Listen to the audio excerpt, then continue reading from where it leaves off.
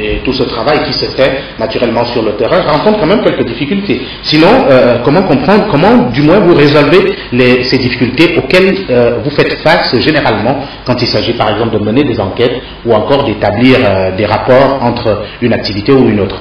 Oui, la démarche à ce niveau, il faut quand même le reconnaître, le secteur forestier c'est un secteur très sensible, c'est un secteur dans lequel il y a beaucoup d'intérêts qui se croisent et il faut dire entre la volonté de préserver, la volonté de sensibiliser les acteurs, tous bords confondus, à une gestion beaucoup plus rationnelle et aussi la volonté légitime peut-être de vouloir faire le maximum de profit, c'est la loi du capitalisme qui le veut. Tout à fait. Bon, il y a lieu de concilier souvent des choses et beaucoup de choses aussi à concilier effectivement. Bon, l'une de nos démarches recettes que nous avons trouvées, c'est quoi? C'est d'établir des partenariats forts avec l'administration. On va y revenir. Aujourd'hui, effectivement. On va y revenir. Vous disiez aujourd'hui, il y a quand même des choses qui se font. Oui, il y a des choses qui se font en partenariat avec l'administration, comme je le disais. Nous travaillons énormément en relation avec elle et tous nos rapports passent par l'administration. Nous soumettons à l'administration, notamment des eaux et forêts. Oui. À qui nous faisons des comptes rendus de ce que nous voyons sur le terrain et des missions de sensibilisation et même des résultats que nous avons. Voilà. Et quelle est l'approche?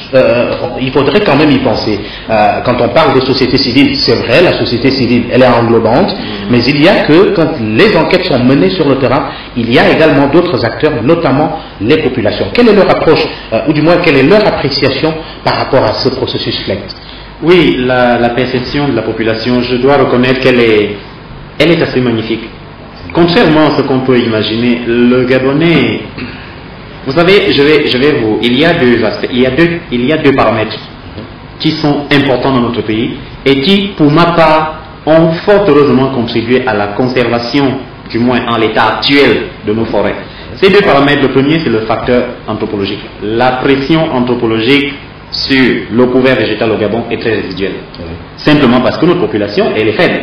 Ça, c'est la première chose. La seconde chose, c'est inscrit dans nos règles culturelles. Nous avons dans nos systèmes culturels des méthodes de gestion traditionnelles de l'environnement qui ont été perpétuées de génération en génération. Et ça fait que ces deux éléments joints la population gabonaise, quand vous allez, comme on l'a fait tout récemment dans la Nyanga, une mission d'information et de sensibilisation sur la question du FLEGT, sur la question de la lutte contre l'exploitation forestière illégale. Mais quand vous venez vers les populations, vous leur parlez de la problématique FLEGT, de la problématique RED, des questions du changement climatique, mais je dis, si vraiment vous avez la surprise de constater que les messieurs, ils avaient déjà en eux imbriqué ces chaînes-là, qui ne demandaient qu'à être réveillées. Tout à fait. Donc, le véritable problème aujourd'hui, c'est de trouver un terrain d'entente entre le chemin croisé des intérêts capitalistes, comme je le dis, parce que l'exploitation forestière, elle rapporte beaucoup de choses, et l'approche traditionnelle et culturelle qui est déjà dans nos gènes de gérer l'environnement.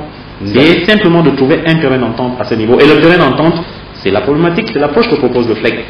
Mettre en place des canevas juridiques que tout le monde s'accorderait à respecter.